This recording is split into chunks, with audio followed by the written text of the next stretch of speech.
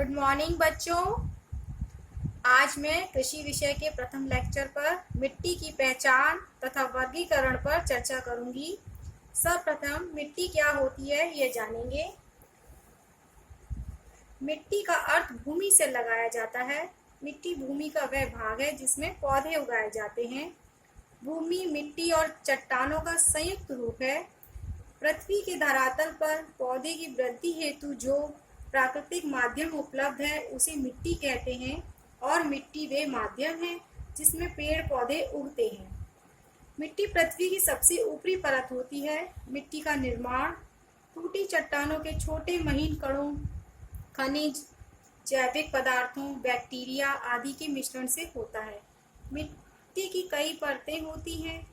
सबसे ऊपरी परत में छोटे मिट्टी के कण, गले हुए पौधे और जीवों के अवशेष होते हैं।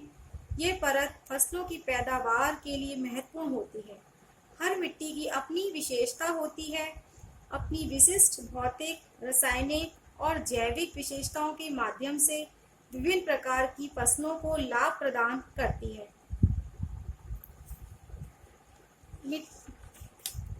मिट्टी की पहचान तथा वर्गीकरण। अब हम आपको बताएंगे कि मिट्टी कितने प्रकार की होती है। भारतीय कृषि अनुसंधान संस्थान ने भारतीय मिट्टी को निम्नलिखित भागों में बांटा है। पहला है लाल मिट्टी, जैसा कि आप देख रहे हैं लाल मिट्टी। यह मिट्टी चट्टानों के टूट फूट से बनती है। आयरन ऑक्साइड की अधिकता के कारण इस मिट्टी का रंग लाल दिखता है। पश्चिम बंगाल और मेघालय में पाई जाती है। पठार और पहाड़ियों पर इन मिट्टियों की उर्वरा शक्ति कम होती है, लेकिन नीचे स्थानों में अथवा नदियों की घाटियों में अधिक उपजाऊ हो जाती है।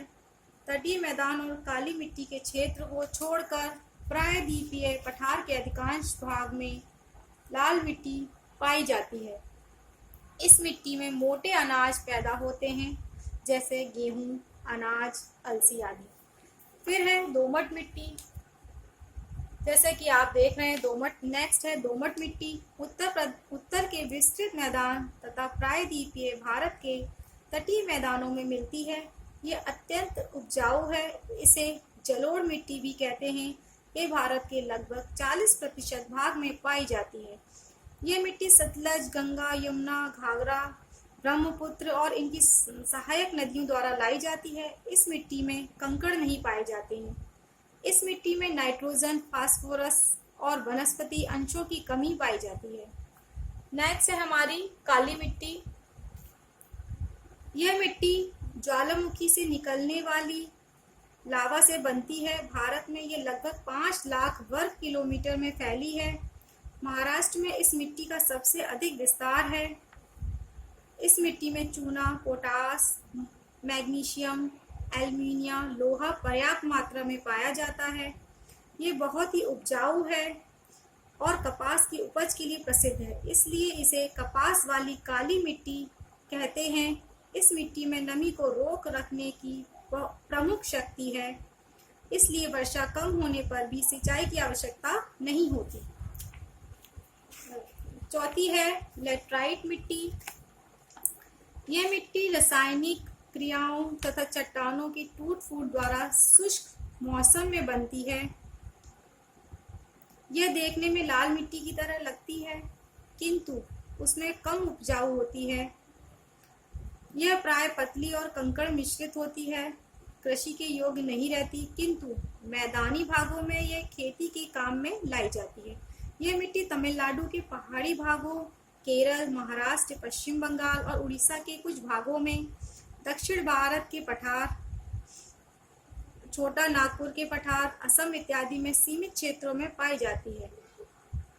दक्षिण भारत में मैदानी भागों में इस पर धान की खेती होती है।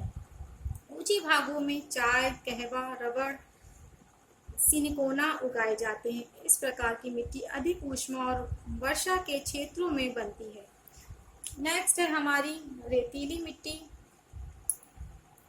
रेतीली मिट्टी शुष्क और अर्ध शुष्क प्रदेशों जैसे पश्चिम राजस्थान, अरावली पर्वत के क्षेत्रों, उत्तरी गुजरात, दक्षिणी हरियाणा और पश्चिम उत्तर प्रदेश में पाई जाती है। सिंचाई के सहारे गेहूं, गन्ना, कपास, ज्वार, बाजरा उगाए जाते हैं। जहां सिंचाई की सुविधा नहीं है वहां ये भूमि बंजर पाई जाती है।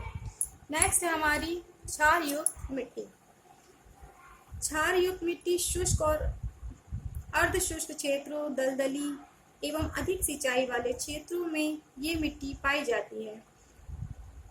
शुष्क भागों में अधिक सिंचाई के कारण एवं अधिक वर्षा वाले क्षेत्रों में यह प्रवाह दोषपूर्ण होने अथवा जल रेखा ऊपर नीचे होने के कारण इस मिट्टी का जन्म होता है। इस प्रकार की मिट्टी में भूमि की निचली परतों से क्षार या लवण वाष्पीकरण द्वारा ऊपरी परतों तक आ जाते हैं। नेक्स्ट है हमारी हल्की काली एवं दलदली मिट्टी। इस मिट्टी में ज्यादातर जैविक तत्व अधिक मात्रा में पाए जाते हैं। ये सामान्यतः आर्द्र प्रदेशों में मिलती है। दलदली मिट्टी उड़ीसा के तटीय भागों, सुंदरबन के डेल्टाई क्षेत्रों, बिहार के मध्यवर्ती क्षेत्रों, उत्तराखंड के अल्मोड़ा और तमिलनाडु के दक्षिण पूर्वी एवं केरल के तटों पर पाई जाती है। नेक्स्ट है हमारी बलुई मिट्टी। बलुई मिट्टी का निर्माण सिलिका, रेतीली चट्टानों से होता है। इसमें 50% मोटा रेत और 30% बारीक रेत होता है। इसी कारण इसके कण बड़े बड़े और खुरदरे एक दूसरे से अलग अलग रहते हैं। ये मिट्टी जल को शीघ्रता से शोषित कर लेती है, शीघ्र ही जल का वाष्पन भी कर देती है। इसी प्रकार की मिट्टी में पौधे के लिए आवश्यक तत्वों का अभाव होता है। फिर है मटियार मिट्टी। मटियार मिट्टी, इस मिट्टी में कण बहुत होते हैं। इसमें 20% से कम रेत होती है। पौधे के लिए आवश्यक पोषक तत्व इस मिट्टी में भी अधिक मात्रा में पाए जाते हैं। जल शोषित करने की क्षमता भी इस मिट्टी में पर्याप्त है, परंतु भुरभुरापन कम रहने के कारण सूखने पर इसमें दरारें पड़ जाती हैं। ये मिट्टी धान और चना आदि खेती के लिए उपयोगी है।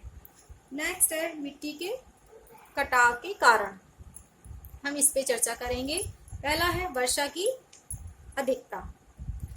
जैसे सब बच्चे जानते हैं कि अधिक वर्षा के कारण मिट्टी ढीली पड़ जाती है और बाद में वे बह जाती है। नदियों में बाढ़ आ जाने के कारण भी बहुत सी उपजाऊ मिट्टी बहकर समुद्र के गर्भ में समा जाती है। नेक्स्ट है तीव्र हवाएं। मिट्टी का कटाव तेज हवाओं के कारण भी होता है। रेगिस्तान में ये क्रिया अधिक मात्रा में होती है। तीव्र वायु के साथ पत्थर के टुकड़े आदि भी उड़ते हैं जो घर्षण द्वारा मिट्टी को काट देते हैं।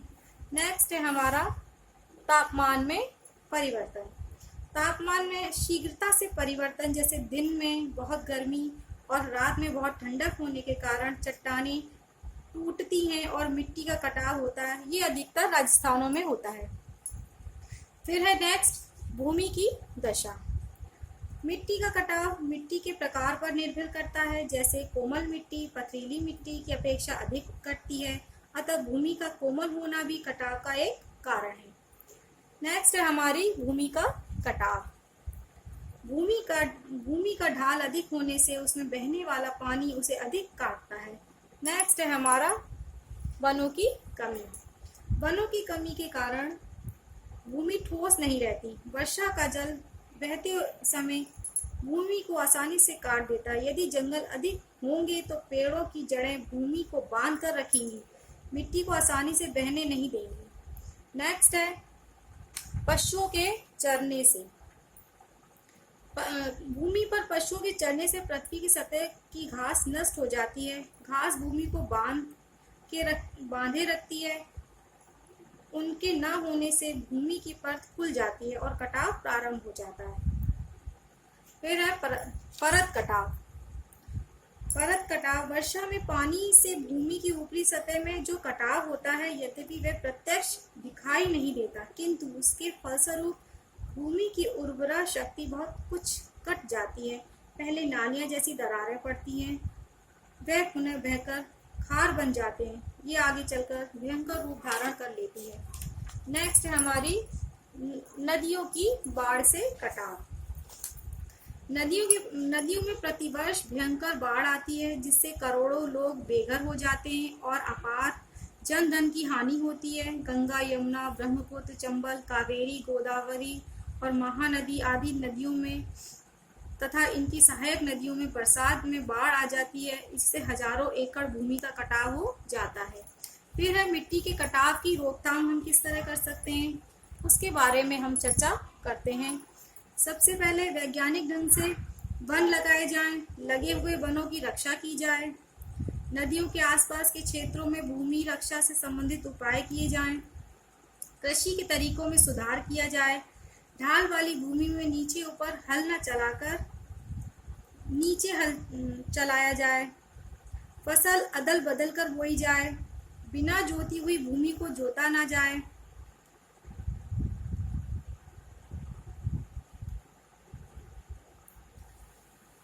सहकारी संस्थाओं द्वारा कृषकों को भूमि के कटाव के बारे में जानकारी दी जाए।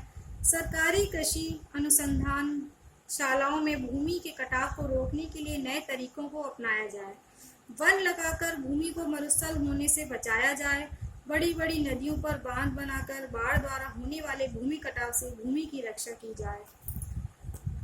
आपका टॉपिक मैं यहीं ख़त्म करती हूँ। नेक्स्ट टॉपिक के साथ मैं दूसरा वीडियो आपको जल्द ही भेजूंगी नेक्स्ट क्लास में। Thank you.